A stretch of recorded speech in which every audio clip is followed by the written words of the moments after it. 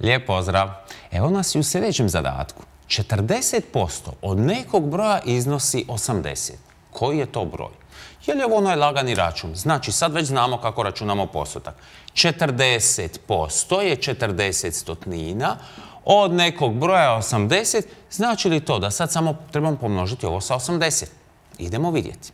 Mogu kratiti brojnik i nazivnik s 10, dakle 0 i 0, i ovu 0 i 0. I što smo dobili? 4 puta 8 je 32, kroz 1 koji ne moramo pisati. Dakle, rezultat je 32. Je li to točno? Idemo provjeriti. Znači, 40% od nekog broja, dakle od 32, da je jednako 80. Samo malo.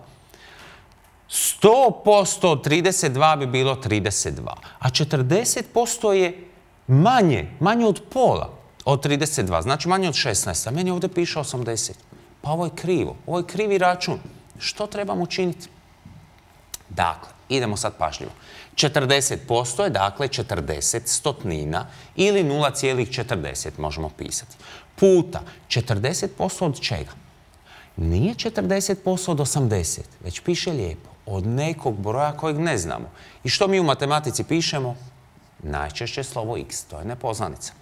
40% nekog broja je, znači znak jednako ili iznosi, 80. Što smo dobili? Jednadžbu. Jednadžba se lako rješava. Treba x ostati sam. Možemo na dva načina. Jedan je da sve pomnožimo sa 100 jer je u nazivniku 100. Pazimo.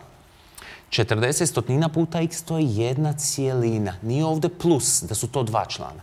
1 cijelina, pa kad množimo 100. 100 i 100 se krate i s lijeve strane ostane 40x.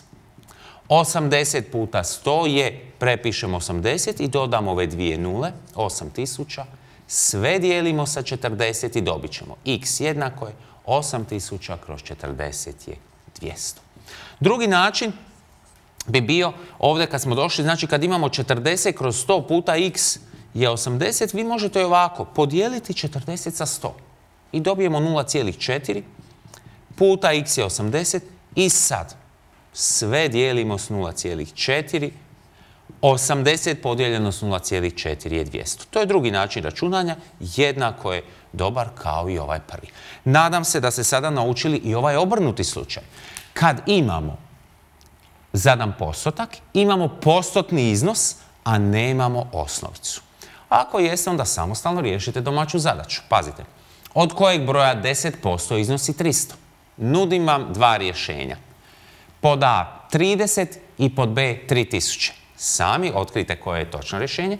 I sad jedna caka. 1/3 nekog broja je 78. Koji je to broj? Tu nema postotka uopće. A pogledajmo ovaj.